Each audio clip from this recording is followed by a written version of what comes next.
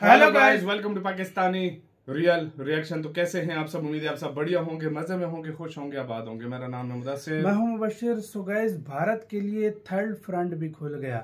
मतलब क्या सीन है भाई। थर्ड फ्रंट, पहले तो एक फ्रंट था भारत का पाकिस्तान और दूसरा था चीन, तीसरा भी अब खुलने जा रहा है। अब ये क्या स्टोरी है सारे पहले जानेंगे, बाकी बातें करेंगे बाद में। तो हिंदी नॉलेज शो का वीडियो है, इनकी वीडियो का लिंक मिल जाएगा डिस्क्रिप्शन में। तो स्टार्ट। जो अभी तक मैंने नहीं कहा अब कहने जा रहा हूं। India should worry now. Bharat और भारतीयों को अब बहुत ज्यादा टेंशन में आ जाना चाहिए और बांग्लादेश में जो हो रहा है उसे सीरियसली लेना शुरू कर देना चाहिए, क्योंकि अब जो पिछले 48 घंटों में बांग्लादेश के अंदर हुआ है ना, ये बिल्कुल कॉपी है जो पाकिस्तान में आजादी के बाद हुआ। अगर आपको यकीन नहीं आता तो चलिए, पिछले कुछ घंटों में बांग्लादेश के अंदर दो ऐसी घटनाएं घटी हैं जो आपको पूरी वाइब दे देंगी पाकिस्तान वाली। सबसे पहली घटना तो ये कि बांग्लादेश की नई नवेली सरकार ने बांग्लादेश के सबसे कट्टर और सबसे बड़े आतंकी संगठन जमाते इस्लामी पर लगा हुआ प्रतिबंध हटा लिया है। इतना ही नहीं, जमाते इस्लामी का जो चीफ है, जो मुखिया है,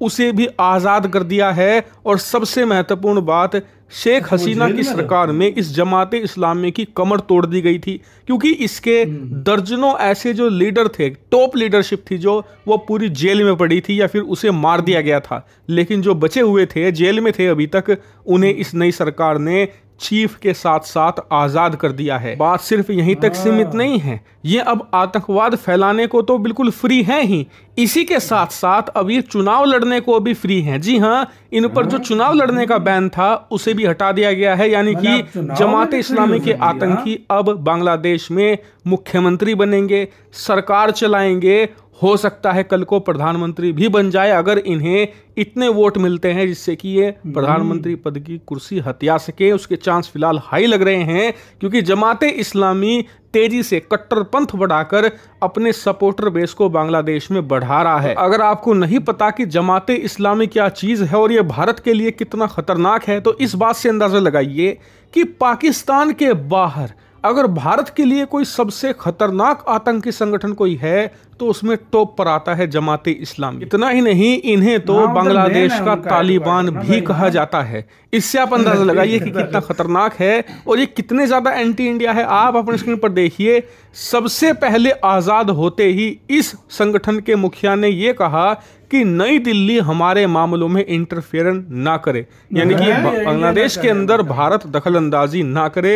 यानी कि बाहर आते ही पहला बयान भारत विरोधी गया। इतना ही नहीं, इस संगठन का इतिहास भी ठीक नहीं है। दरअसल इस संगठन का निर्माण बांग्लादेश में नहीं हुआ, इसका निर्माण किया गया पाकिस्तान के द्वारा 1971 से पहले। उस समय बांग्लादेश के अंदर पाकिस्तान विरोधी लहर चल रही थी, तो पाकिस्तान ये चाहता था कि बांग्लादेश के लोग अपने आप को बंगाली ना मानकर मुसलमान माने, इसलिए जमाते इस्लामी का निर्माण हुआ ताकि बांग्लादेश के अंदर चल रही एंटी पाकिस्तान लहर को खत्म किया जा सके। हालांकि ये उस समय विफल रही, लेकिन अब ये सफल होने की कगार पर है पाकिस्तान के सपोर्ट से। और इसीलिए इस संगठन पर लगा प्रतिबंध बिना भारत की जानकारी के हटाकर इस नई सरकार ने लिटरली भारत को एक बड़े खतरे में डाल दिया है। लेकिन बात सिर्फ यहीं तक सीमित नहीं है, एक दूसरी घटना भी घटी है। दरअसल पिछले कुछ दिनों से रिपोर्ट आ रही है कि जब से बांग्लादेश के अंदर क्राइसिस हुआ है ना, तभी से बांग्लादेश से भागकर भारत में घुसपैठ करने वालों की संख्या बढ़ने के आसार थे।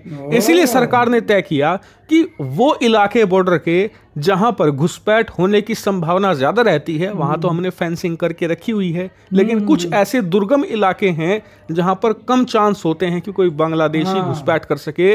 लेकिन सरकार ने तय किया कि वहां पर भी फेंसिंग की जाएगी, वो भी कैटल फेंसिंग, जिससे फांदना या फिर काटना बहुत ज्यादा मुश्किल काम है। लिटरली असंभव हो जाता है एक घुसपैठिए के लिए उस फेंसिंग को क्रॉस कर देना।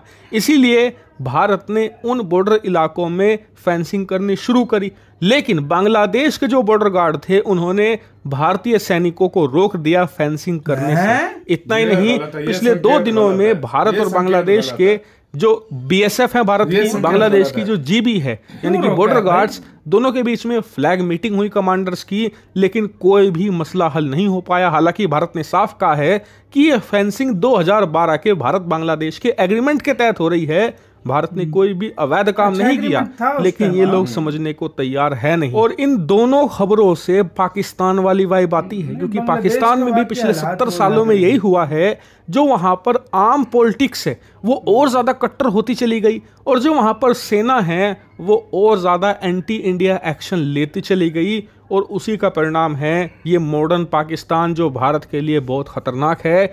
अब जिस तरीके की खबरें पाकिस्तान से आती थी वैसी ही खबरें बांग्लादेश से आनी शुरू हो गई है, कट्टरपंथ की, सेना के भारत के विरोध की। ऐसे में भारत को अब चिंतित होने की बहुत ज्यादा जरूरत है, और इस मामले को अभी खत्म करना चाहिए भारत को आने वाले 1 साल के अंदर अंदर अपने तमाम इन्फ्लुएंस को यूज करके, वरना आने वाले समय में बांग्लादेश हमारे लिए एक बहुत बड़ा सरदर्द बने।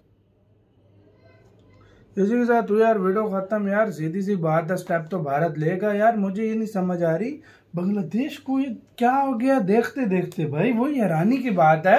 एकदम मतलब एकदम इस लेवल पे यार भाई चला गया। असल में मुझे लेकिन वो मसला नहीं है, भारत पेल देगा वो बात वो मसला नहीं है, लेकिन फिर भी यार मतलब ये, लेकिन यार एक जिसको पाल पोस के बच्चे को बड़ा किया आज वही आंखें दिखा रहा है। मैं इस पे असल में पता है प्रॉब्लम क्या है, मुझे जमात इस्लामी को रिलीज किया, मुझे उससे कोई मसला नहीं है। उधर लोगों के अंदर नफरत इतनी भरी पड़ी है, मुझे उससे कोई मसला नहीं है।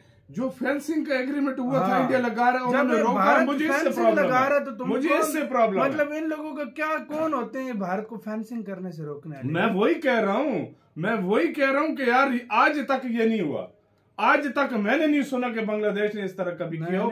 ये मुझे नहीं पता था उधर जमात इस्लामी के हेड शेड को हसीना ने डाल के रखा हुआ था अंदर, और उस पर तो नहीं पता जमात इस्लामी की उधर काफी सारे हेड को उसने फांसी भी दी है। 1971 के बाद से जो मतलब उसमें शामिल थे, उसके बाद काफी सारे लोगों को फांसी दी है, उनके ऊपर बैन लगा है, सब कुछ किया है। चलो वो तो उनका अंदरूनी मामला है, जो भी हाँ उसमें हम कुछ नहीं कह सकते, जो भी उनका है। लेकिन अगर वो निकलते ही उसने बोला कि भाई भारत हमारे मामले में इंटरफेयर न करे, तो फिर जब तुमने भारत के मामले में इंटरफेयर किया तो भारत भी नहीं छोड़ेगा। असल में पता क्या बात है, असल में बात यह है ना कि इंडिया इसलिए अपनी फेंसिंग इंडिया ने स्टार्ट की है। आज से पहले इंडिया ने क्यों फेंसिंग नहीं स्टार्ट की? क्योंकि आपको पता है वो सुनते थे, सारे सुनते थे इंडिया की बात, मतलब रिलेशन अच्छे थे। अभी इंडिया ने फेंसिंग क्यों स्टार्ट की कि भाई एक तो इलीगल तौर पर इंडिया में कोई लोग ना आए, दूसरा ये कि स्मगलिंग रुके, तीसरा ये कि इंडिया अपने बॉर्डर को सिक्योर करना चाहता है। उधर जब इन्होंने मना किया ना तो मुझे थोड़ा सा खटका लगा, और उसकी मेन वजह भी यही है खटका लगने की, क्योंकि अभी पिछले दिनों कल या परसों एक खबर भी आई है कि इंडिया बांग्लादेश गोला बारूद भी खरीद रहा है, सब कुछ खरीद रहा है। यार मेरी नजर में अगर देखा जाए ना, इंडिया का मुकाबला कोई नहीं कर सकता, लेकिन यार फिर भी शांति भंग करने के लिए बहुत कुछ हो जाता है, छोटी सी बात से भी बड़ा कुछ हो जाता है। तो मेरी नजर में ये वाकई इंडिया अभी इसके ऊपर बड़ी तेजी से विचार करेगा, और मुझे यही लगता है अगर कोई उन्होंने दोबारा बात की तो इंडिया ठीक ठाक जवाब भी देगा। सही बात है। आपका किसका कहना है? अपने कमेंट सेक्शन में बहुत ज्यादा ख्याल रखना तो यार।